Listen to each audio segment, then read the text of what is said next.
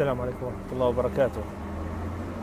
21/7/2015 بعد عيد الفطر المبارك. كل سنة وأنتم طيبين، يعاد عليكم الصحة والسلامة، وإن شاء الله أيامكم أعياد يا رب. آه، حاب أحكي جملة باختصار يعني.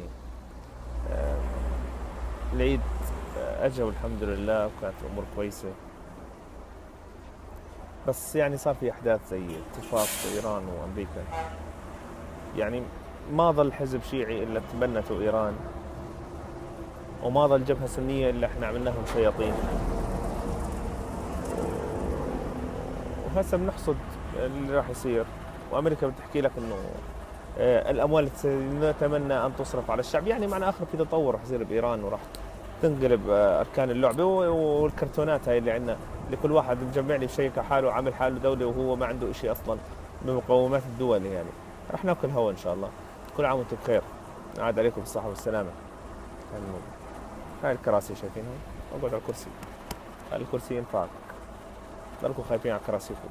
السلام عليكم.